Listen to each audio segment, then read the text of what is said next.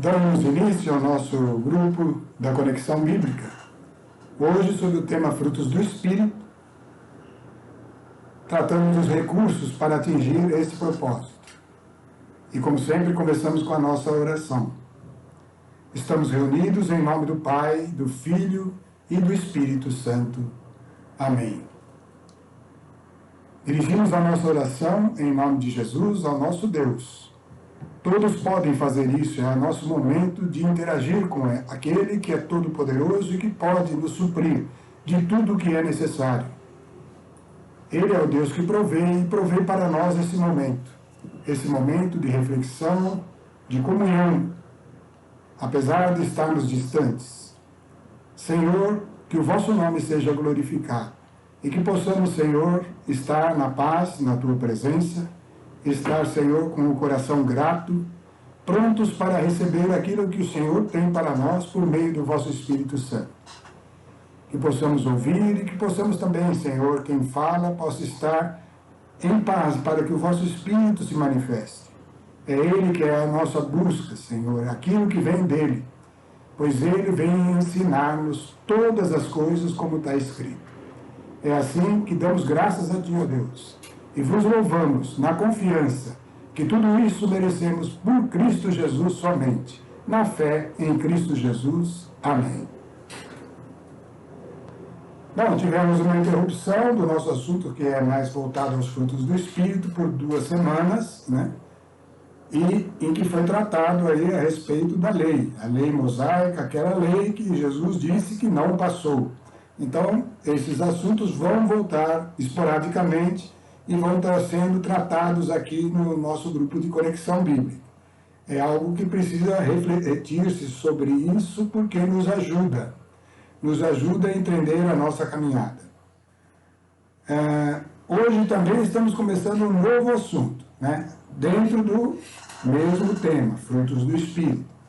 Nós falamos de alguns recursos para atingir esse propósito. Primeiro, salientando, frutos do Espírito é o propósito maior de todas as pregações, né?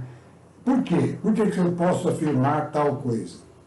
Porque é o mandamento de Jesus. Jesus deu um mandamento que nos coloca dentro da aliança eterna, dessa nova e eterna aliança. E esse mandamento é amai-vos como eu amei. Os frutos do Espírito são os frutos do amor, que só se consegue por meio do Espírito Santo, com a nossa interação com Ele, mas por meio do Espírito Santo e que nos leva a amar como Jesus amou. Atingir, produzir os frutos em sua totalidade é cumprir plenamente o mandamento. E daí a importância, por isso que eu digo, é o caminho mais importante. Nós vimos alguns recursos, e nem sei se pode chamar de recurso, mas o primeiro deles era aqueles 7 passos de Pedro. Tratamos anteriormente, que Pedro nos ensinou lá na segunda carta de Pedro, no primeiro capítulo. É ali que se concentra assim, um entendimento para esta caminhada para produzir os frutos. Depois falamos que aqueles passos só podem ser dados não como algo automático, algo que vai acontecer sem a nossa participação, mas com a nossa participação mediante a oração. E foi aí que nós entramos no segundo recurso, que é a oração. E agora estamos entrando no terceiro, porque se você olhar os passos, os 7 passos para caminhar rumo aos frutos do Espírito, eles começam na fé. E a fé vai estar presente mesmo na oração. A base das orações é a fé, e nós precisamos tratar mais detalhes sobre a fé. Então esse é o nosso propósito hoje. A partir de hoje vamos tratar deste assunto que é a fé. Ainda na introdução, queria dizer o seguinte: todos sabem que a fé é uma coisa grandiosa, né? Jesus disse: se tiverdes fé e não duvidardes no coração, direis a este monte, arranca-te daqui e lança-te no mar, e ele vai obedecer. Isso não é palavra minha, é o próprio Jesus que diz. Porque a fé é algo poderosíssimo, né? Agora, como eu posso falar de fé? Eu tenho esse poder? Assim como eu ainda não tenho a plenitude dos frutos, e nem tenho a oração perfeita diante de Deus, ainda não alcancei a perfeição e estou longe. Todas as pregações, elas são feitas na condição em que estamos. E a base, a sustentação que nós temos é que elas são fundamentadas na palavra de Deus e na revelação do Espírito Santo. Então é aqui o nosso limite, né? É onde a gente se mantém. E é lógico que você que ouve precisa julgar. Apenas uma ressalva, né? Quando for julgar, não julgue pelo que você acha ou pelo que você ouviu dizer. Vai para a palavra de Deus. Olha com atenção, procurar no todo da palavra aquilo que diz respeito ao assunto que está sendo tratado, e aí então vai formando sua opinião, que poderá ser para confirmar o que está sendo dito ou para aperfeiçoar. E aí você sai crescido, de qualquer forma você sai ganhando nesse aspecto.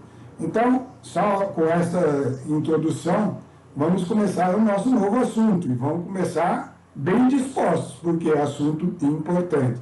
É lógico, para atingir os frutos do Espírito. Bom, nós começamos com uma frase, né? Uma frase que está lá na carta aos Hebreus, no capítulo 11, né? Essa frase aí, ela está dentro de um capítulo da carta aos Hebreus que trata dos heróis da fé. E, portanto, está bem ligada a esse assunto, né? E a frase diz isso que está na tela, né? Vamos ler ela e prestando atenção. Ora, sem fé é impossível agradar a Deus. Olha, uma afirmação importante, porque tem uma palavra que não deixa escapar, não tem como escapar, né? Sem fé, impossível agradar a Deus. Mas vamos deixar isso para falar um pouquinho mais adiante. E vamos continuar. Pois, para se achegar a Ele, é necessário que se creia. Primeiro, que Ele existe e que recompensa os que o procuram. Agora, então, nós vamos ver que é necessário que se creia, primeiro, que Ele existe e recompensa os que o procuram. Essa parte do versículo que está na tela, é uma parte que todos nós temos, né? Nós que estamos ouvindo, guarda essa palavra, nós cremos que Deus existe. E estamos ouvindo porque vemos que existe algo nele que é bom para nós, né?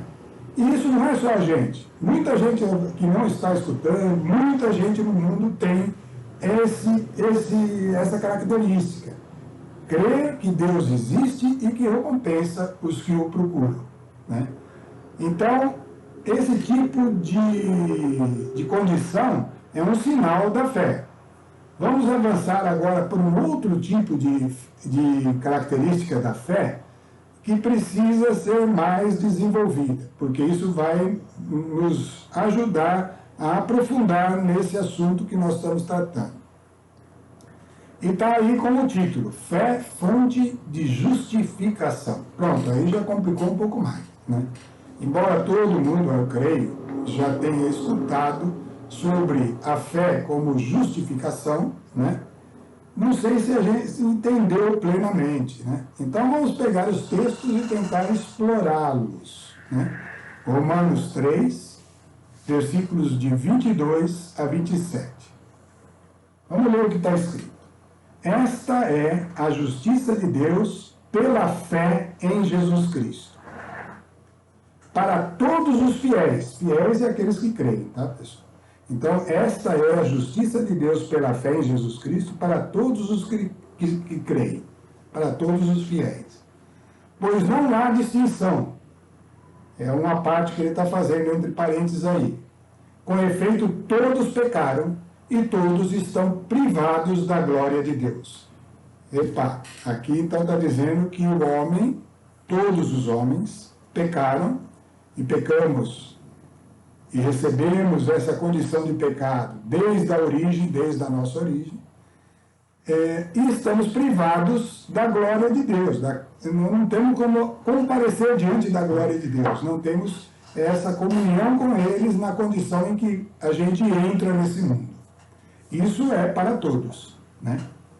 Mas aí vem o versículo 24. E são justificados, e entra a palavra gratuitamente, por sua graça, pela graça de Deus.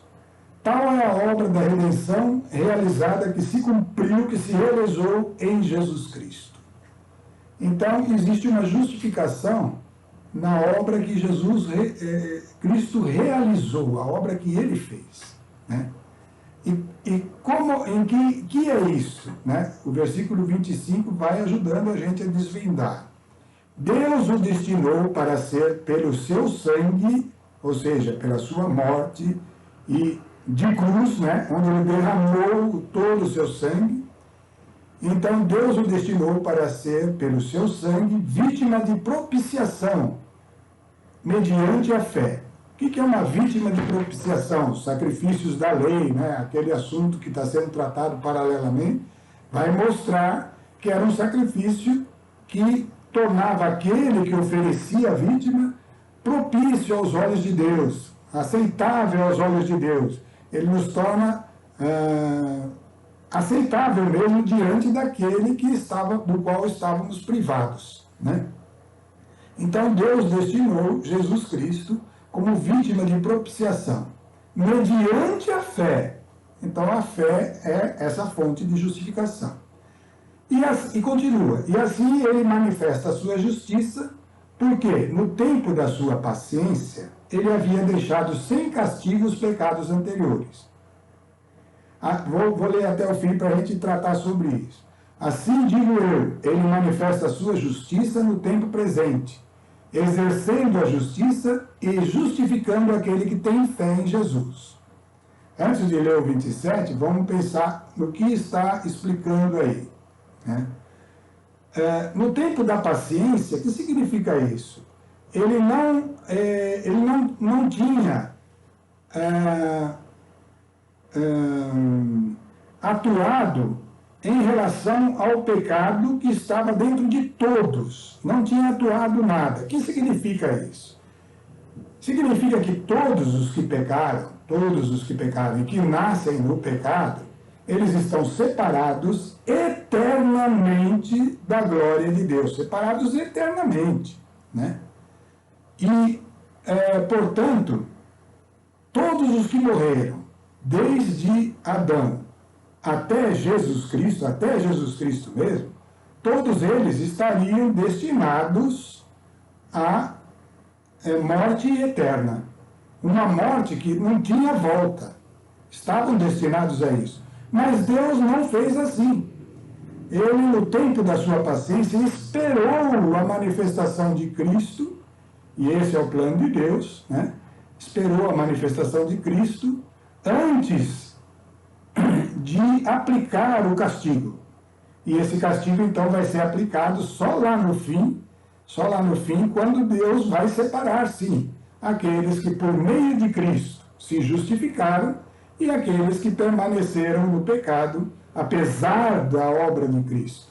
E aí, então, vem a condenação. Porque essa nossa morte aqui ainda não é a condenação.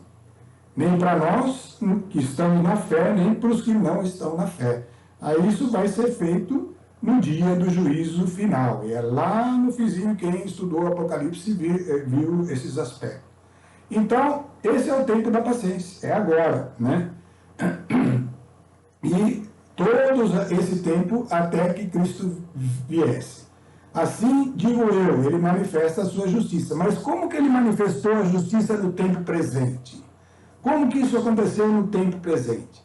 É que alguém pagou um preço caríssimo para que Jesus pudesse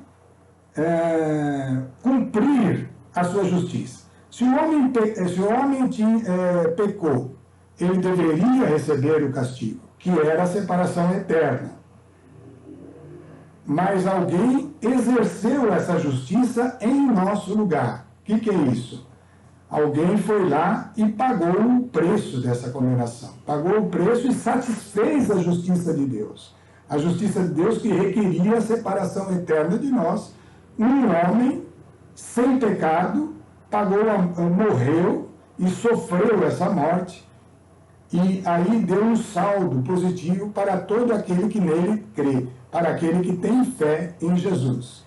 Então, essa é a condição que passou a existir após o sacrifício de Cristo. E aí, então, agora, o castigo vai ter base. Você aderiu a Cristo ou não aderiu a Cristo? Você foi justificado de alguma forma por Ele ou não foi justificado por Ele? E aí sim, o castigo vai ser somente para aqueles que não se beneficiaram desta obra. Mas Jesus satisfez a justiça de Deus.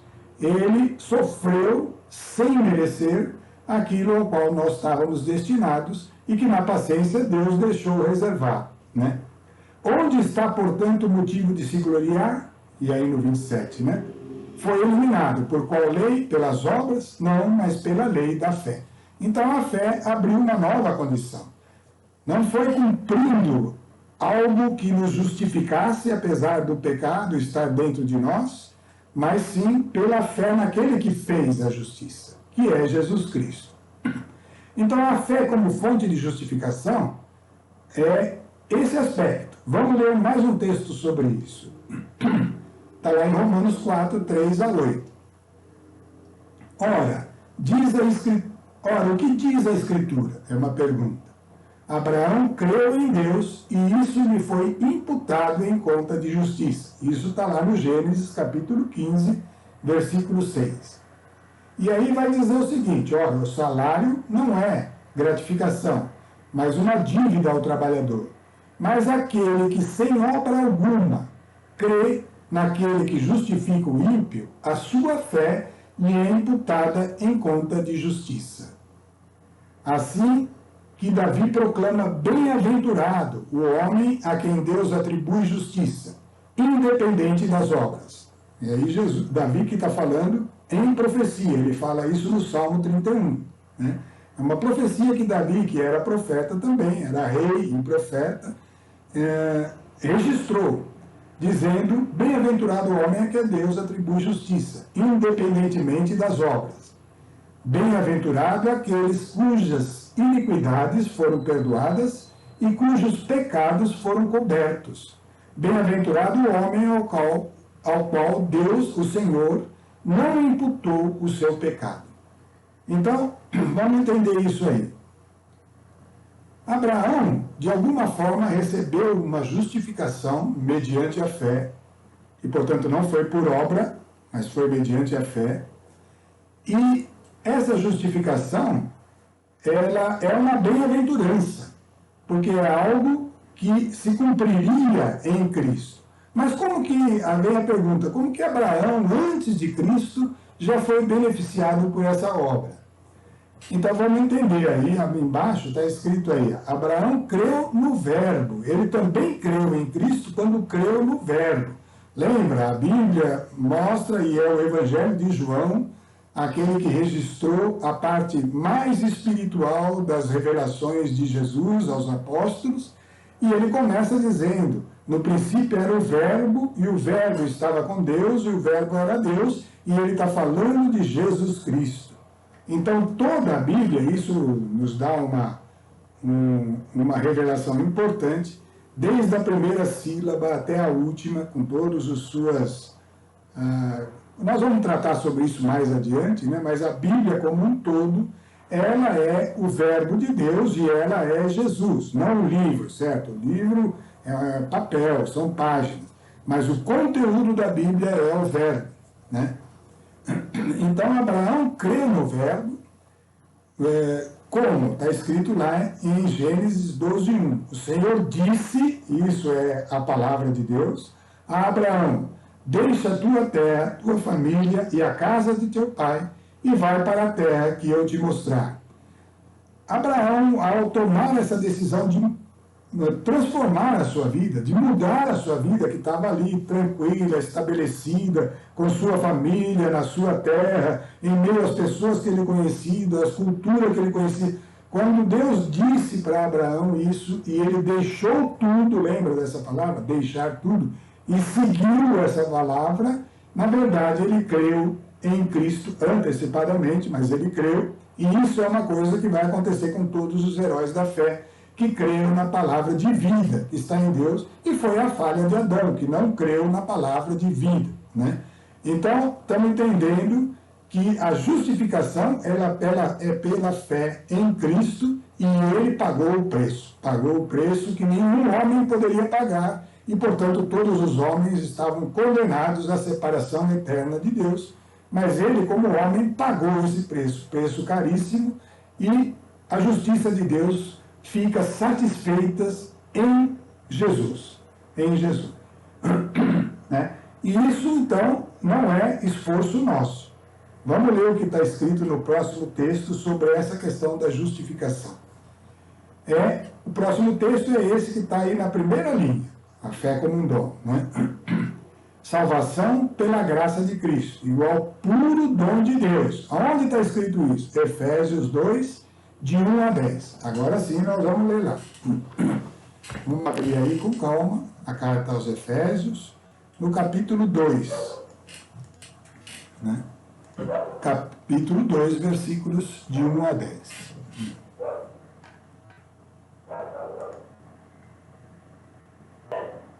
Estamos chegando aí na carta a Efésios, logo depois dos Gálatas, vamos lá. Capítulo 2, versículos de 1 a 10 é um esclarecimento bom sobre isso que nós estávamos falando.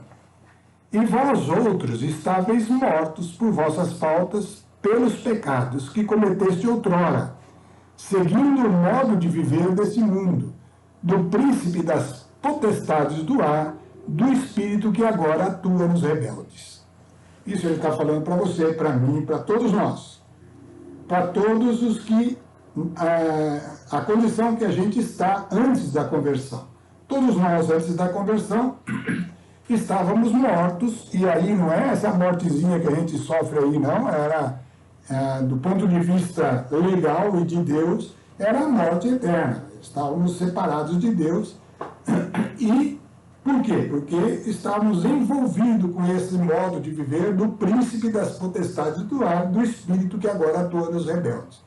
Também nós éramos desse número, quando outrora vivíamos nos desejos carnais, fazendo a vontade da carne e da concupiscência. Éramos como os outros por natureza, verdadeiros objetos da ira divina. Mas o que aconteceu aí no versículo 4? Mas Deus, que é rico em misericórdia, impulsionado por seu grande amor com que nos amou, quando estávamos mortos em consequência dos nossos pecados, deu-nos a vida juntamente com Cristo. É por graça que fostes salvos. Veja bem, não foi obra sua, você não fez nada nesse dia aí da sua salvação. Simplesmente por graça você foi salvo, né?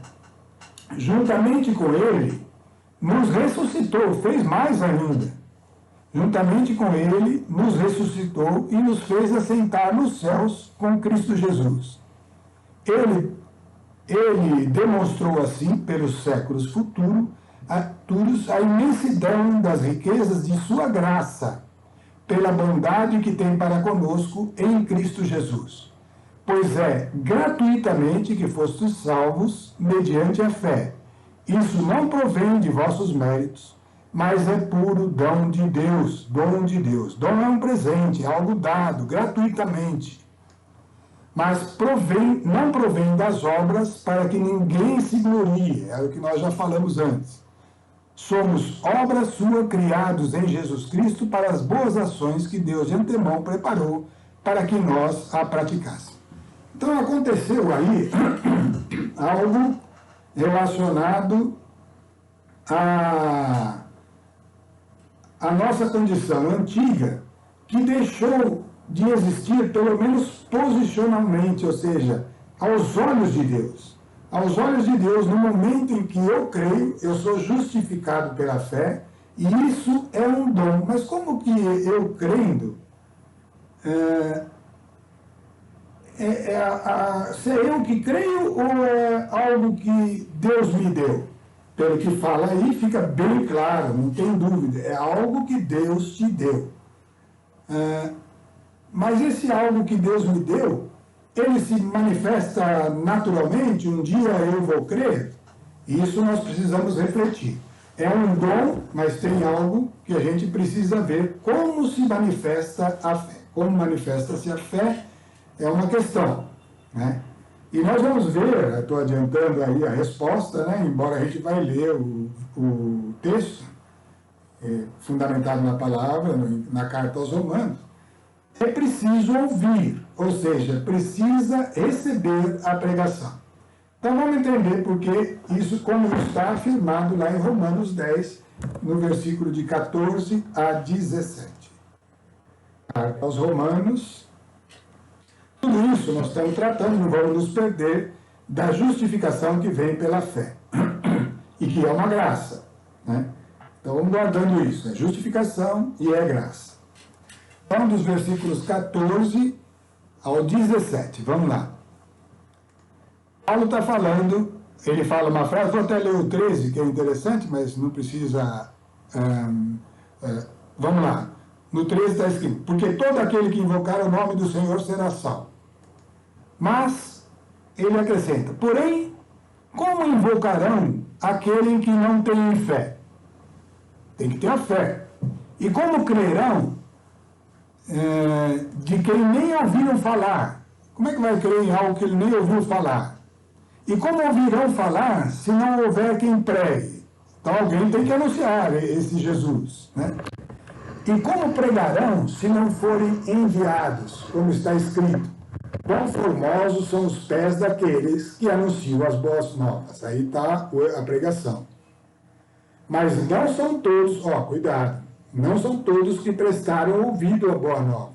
É o que exclama Isaías, Senhor, quem acreditou na nossa pregação? Então tem alguns que ouvem, mas não creem. Não?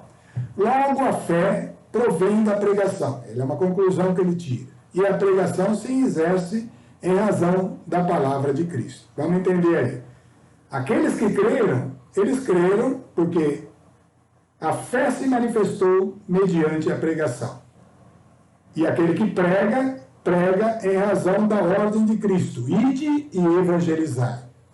Então nós estamos vendo aqui que esse conjunto de coisas, pregar por ordem de Cristo e ouvir e crer, é necessário, ouvir, aliás, é necessário para que se creia.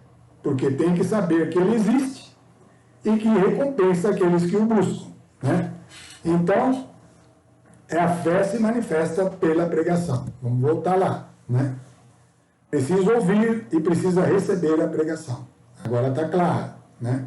É assim que se manifesta a fé. Mas que fé? A fé como uma graça, como um dom. Por que é um dom? O dom da fé já estava naquele que ouve a pregação e se converte? Essa é a pergunta, é a próxima pergunta. A gente tem que concluir que sim, né? Porque senão não é um dom, ela já estava lá dentro.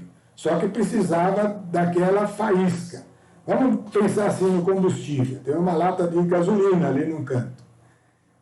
Ela tem o poder de entrar em combustão tremendamente, a ponto de explodir, né? De tanta potência da chama. Mas nada acontece quando não se joga a primeira faísca. Isso, com tantas reações químicas, precisa daquele elemento que é o catalisador e que dispara a reação, né? Assim é com a fé, pessoal. Ela estava lá dentro, porém ela se manifesta mediante a pregação, né? Então ela já estava lá. A fé como um dom, isso está demonstrado na palavra de Deus, está na boa semente. Vamos entender o que é isso, né? Vamos entender como é que que significa essa boa semente que eu escrevi aí na tela. E nós vamos ler então Mateus capítulo 13, né? Em duas partes, que é a parábola do semeador, não, a parábola do joio e do trigo, desculpa. Do semeador vai aparecer também, mas é mais adiante, né? Então, Mateus, capítulo 13, versículos de 24 a 30.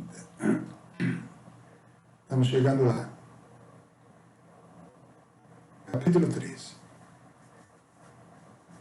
Versículos de 24 a 30.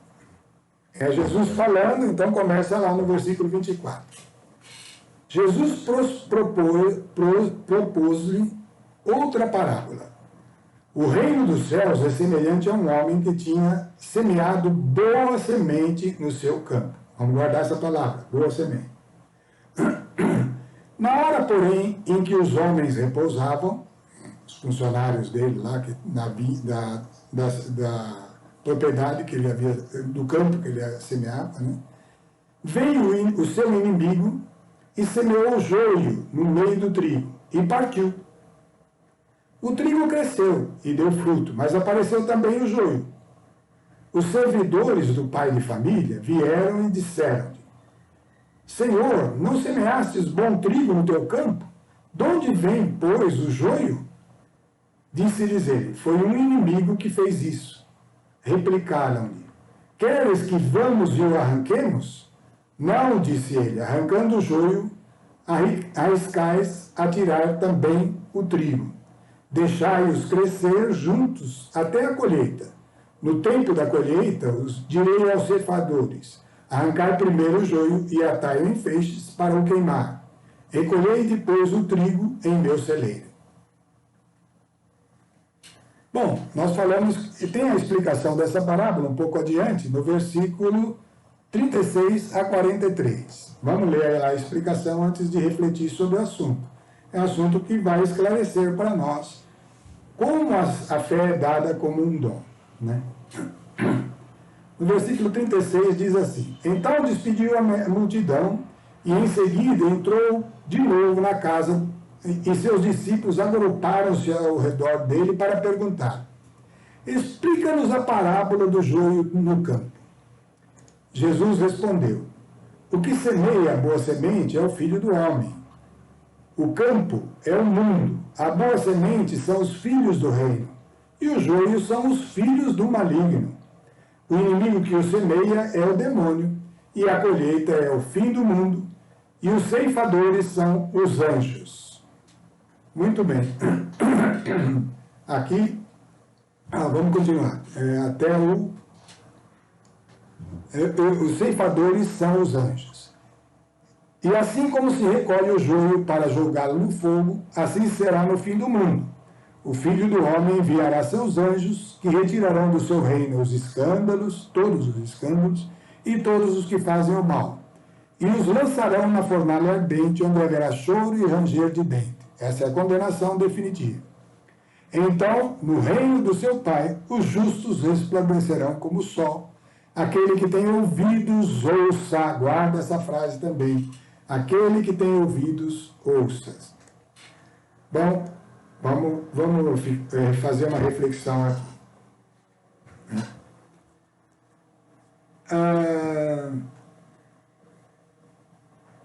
A boa semente é o trigo, né? E ela é semeada por Deus e existe o joio. A conclusão dessa parábola é que existe aquele que já tem dentro de si algo que é segundo o propósito de Deus, já tem dentro, que é o trigo, e ele é capaz de produzir o bom fruto, e tem aqueles que já de antemão, dentro de si mesmo, são da parte do inimigo e não têm essa condição de produzir o bom fruto, né? Então é uma coisa que já está lá.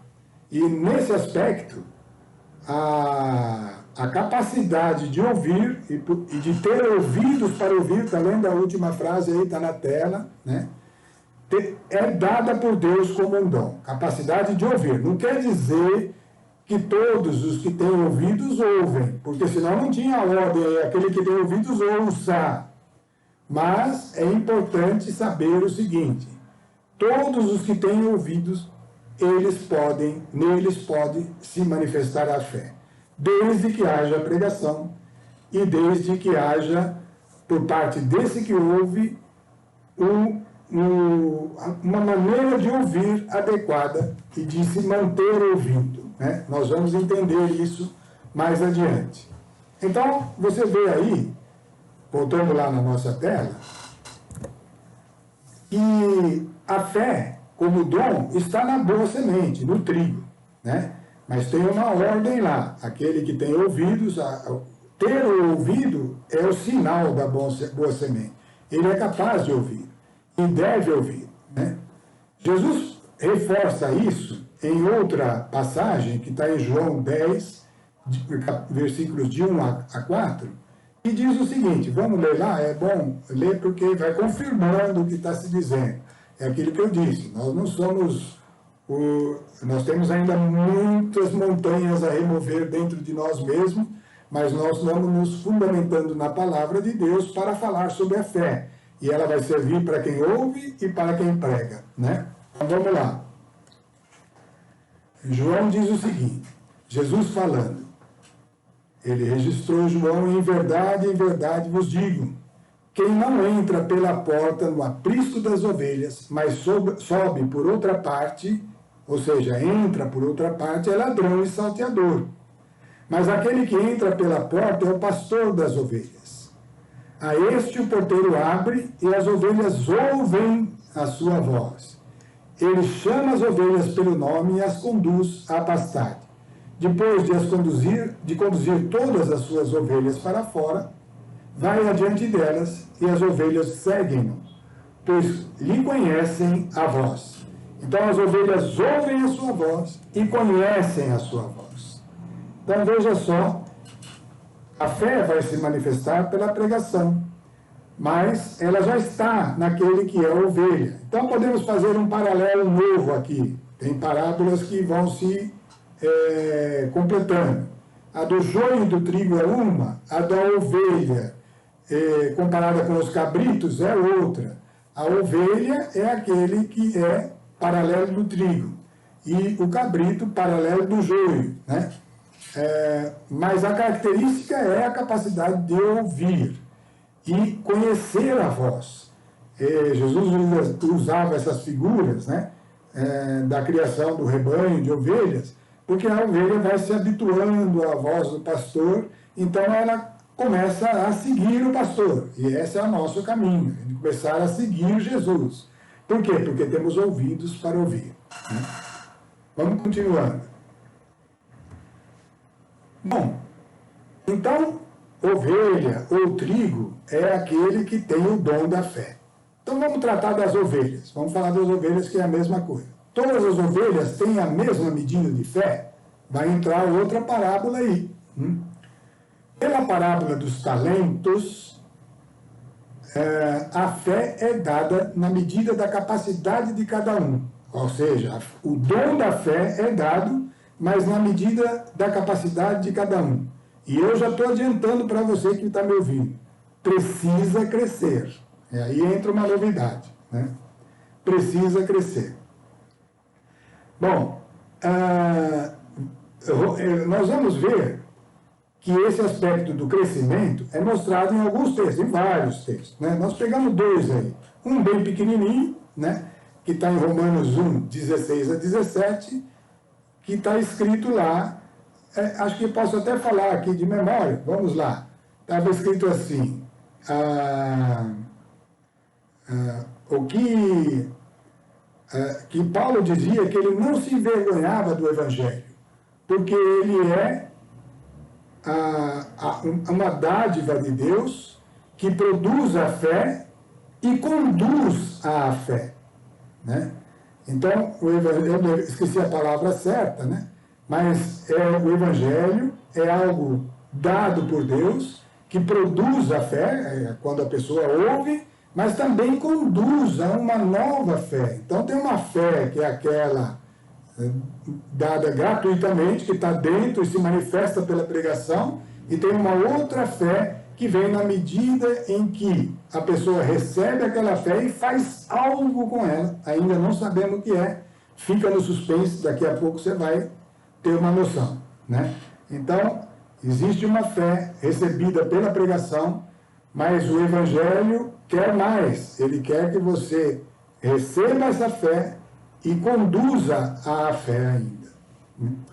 Mateus 25, capítulo Mateus capítulo 25, versículos 14 a 30, é a parábola dos talentos, e ela vai deixar bem claro essa questão da necessidade de crescer. Vai receber a fé, mas agora ela deve continuar crescendo. Vamos abrir lá.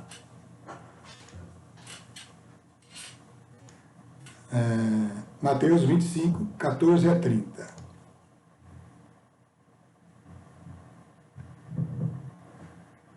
Versículo 14. É Jesus novamente falando em parábola. Será também como um homem, estava ensinando os discípulos, será também como um homem que, tendo de viajar, reuniu os seus servos e lhe confiou os seus bens. A um deu 5 talentos.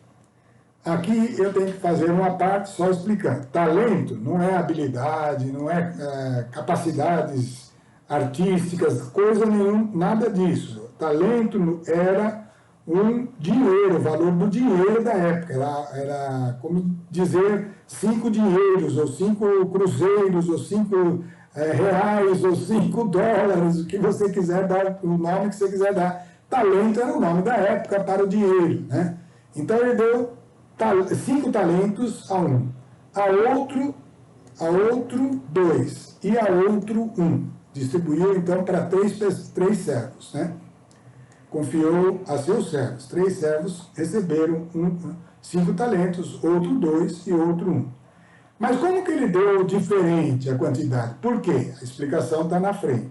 Segundo a capacidade de cada um. Então, esse senhor conhecia a capacidade dos seus servos e deu segundo a capacidade dele.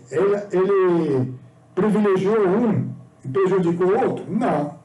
Ele sabia que a capacidade de cada um era diferente e cada um precisava receber só aquilo que era suficiente para ele.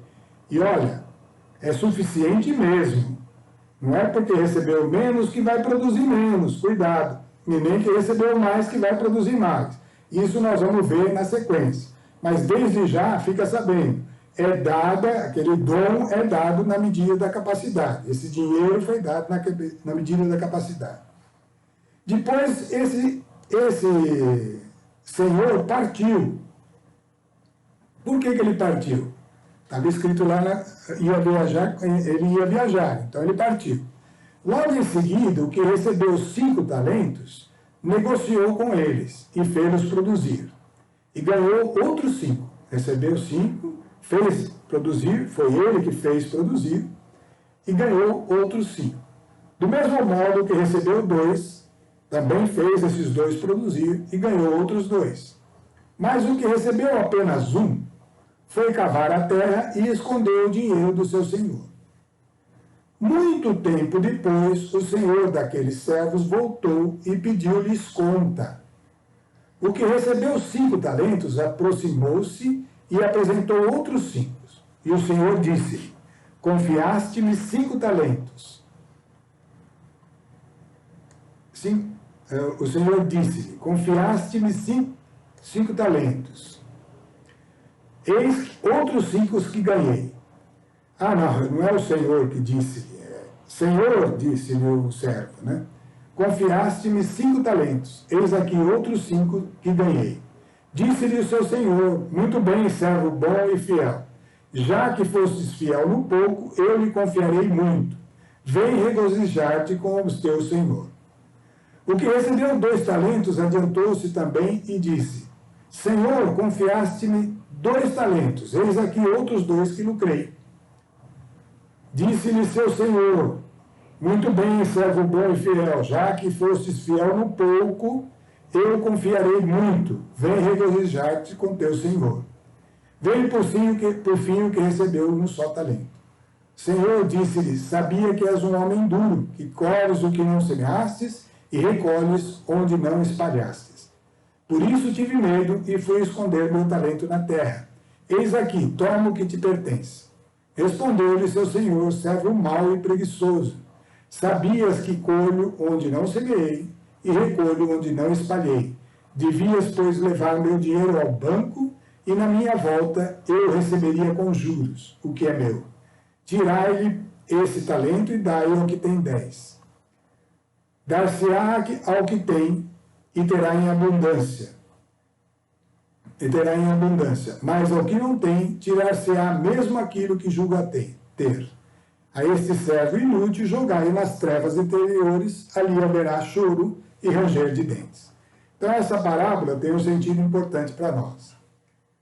Vamos voltar na nossa tela lá, porque lá fica mais fácil de ver. Por essa palavra dos talentos, né, a gente sabe que a fé precisa crescer. Mas por quê? O talento é fé, né? Então vamos entender. Tudo que você conquista no reino dos céus, tudo o que é necessário para aquele que está caminhando rumo ao reino, ele obtém pela fé, desde a justificação inicial até o crescimento, né? Ele obtém pela fé. Então a fé faz o papel do dinheiro para o mundo. O dinheiro para o mundo é o que o homem precisa para tudo que está no mundo. E o que está no mundo é o que é perecível, é o que está sob a condenação. Então, para isso é necessário dinheiro. Porém, para aquele que está buscando o reino, a fé faz o paralelo disso. Mais uma vez, o paralelo. A fé é o valor do reino.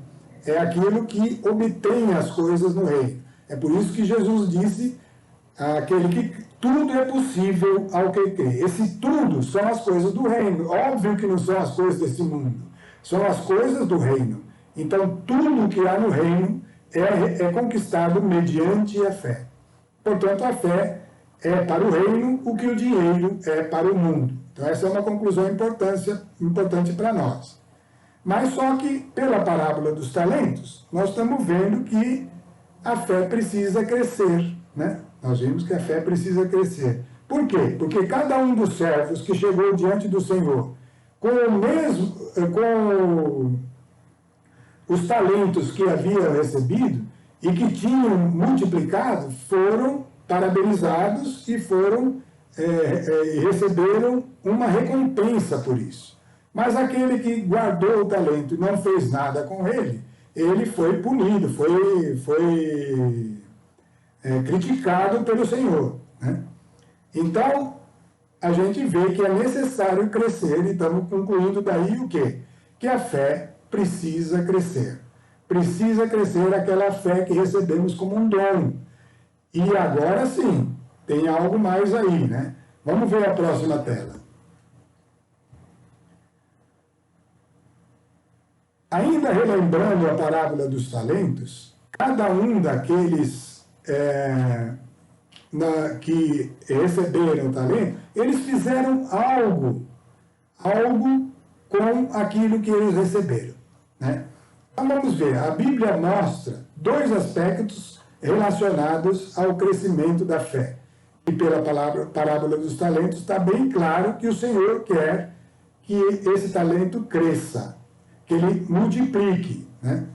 E deixou até bem claro que, no pior caso, tem que ao menos ser colocado no banco, né? Então, essa parábola traz várias questões relativas à fé que a gente precisa entender, né?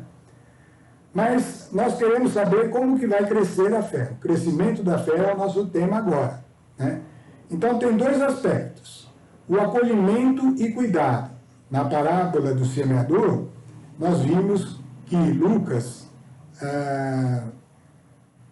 de 4 a 8, vai falar sobre o ouvir, né? É a parábola do semeador agora. Vamos ler essa parábola.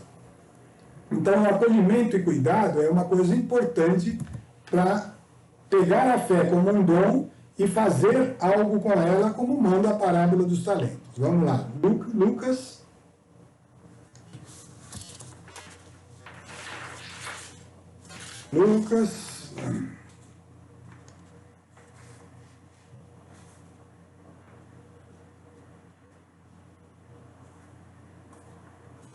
Capítulo 8, versículo de 4 a 8. Aí é Jesus. Jesus estava caminhando e se havia reunido uma grande multidão. Eram pessoas vindas de várias cidades para junto dele. e eles lhe disse essa parábola. Saiu o semeador a semear, e a sua semente. E ao semear, parte da semente caiu à beira do caminho, foi pisada, e as aves do céu a comeram. Outra caiu no pedregulho, e tendo nascido, secou por falta de umidade. Outra caiu entre espinhos. Cresceram com ela os espinhos e sufocaram-na. Outra, porém, caiu em terra boa. Tendo crescido, produziu fruto, 100 por um. Dito isso, Jesus acrescentou, altendo a voz: quem tem ouvidos para ouvir, ouça. Muito bem. Né? Quem tem ouvidos para ouvir, ouça. Então, esse acolhimento e cuidado para com a palavra é necessário para o crescimento da fé. Então, você viu que algumas condições impediram de produzir, de crescer, da semente lançada crescer nos ambientes que não eram adequados, né? Então, aquela semente não se desenvolveu. Nós vemos que para nós que temos ouvidos para ouvir, né? Nós vamos ler aí mais um aspecto que está em Lucas 8, versículo de 9 a 18. Também vai tratar sobre esse assunto. Evangelho de Lucas. Lucas já está aí, 9 a 18.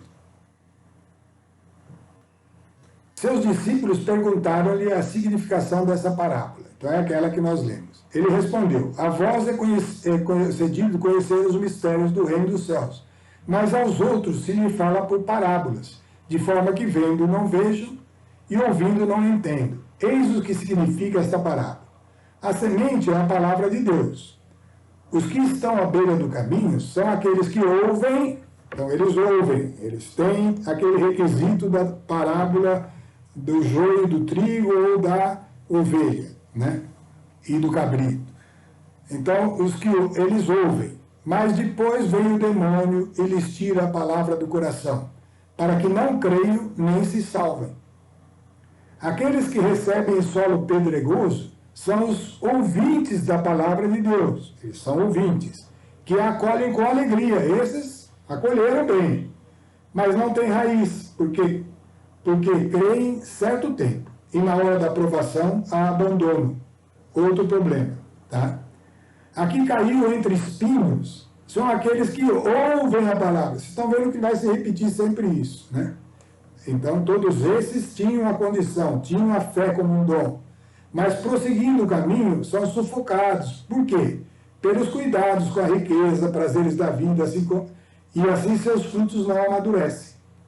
Aqui caiu em terra boa, não, essas são os que ouvem a palavra com o coração reto e bom, retêm-na e dão frutos pela perseverança. Então, vamos lá ver o que está... vai até o 19, vamos lá. Ninguém acende uma lâmpada e a cobre com um vaso, ou a põe debaixo da cama, mas a põe sobre um castiçal para iluminar os que entram. Porque não há coisa oculta que não acabe por manifestar-se, nem secreta que não venha a ser descoberta. E aí ele vai afirmar a frase importante para nós. Vede, pois, como é que ouvisse, porque ao que tiver, lhe será dado, e ao que não tiver, até aquilo que julga ter, lhe será tirado. Então existe um perigo, a pessoa tem condições, mas da modo como ela ouviu e o cuidado que ela teve, fez essa pessoa perder. Então nós estamos vendo aí, vede como ouvis é importante. Isso é o acolhimento, um acolhimento com cuidado. Vou alertar outra coisa, o ouvir deve ser contínuo. Não basta ouvir a pregação lá no começo e ficar contente com isso. Não, eu acredito, ficar naquela frase. Eu creio que Deus existe e que Ele é bom, que vai me recompensar. Isso não é crescer a fé. O ouvir tem que ser contínuo. Se vocês acompanharam os capítulos que nós estudamos, o estudo do Apocalipse, vocês ficaram cansados de ouvir durante o período lá do capítulos 2 e 3, que tratava da carta às 7 igrejas. A carta às 7 igrejas foi a carta que Jesus deixou, é o documento que ele deixou a todas as igrejas. 7 é o número que representa a totalidade. Todas as igrejas. Então são 7 cartas com os problemas e os méritos e as promessas a todas as igrejas ao longo da história, desde Cristo até a sua segunda vinda. E elas sempre terminam com essa frase que está aí na frente. Quem tem ouvidos, ouça o que o Espírito diz às igrejas. E é isso que nós estamos tentando trazer aqui, o que o Espírito nos diz sobre a fé. Precisa guardar estas coisas, né? Guardar com zelo, com acolhimento e cuidado. E um contínuo ouvir, tomando o todo da palavra e buscando nele resposta, né? O segundo aspecto importante para o crescimento da fé é negociar com a fé dada como dom, né? Vamos só dar a próxima tela aí, vamos ver. Vamos encerrar então por aqui hoje, né?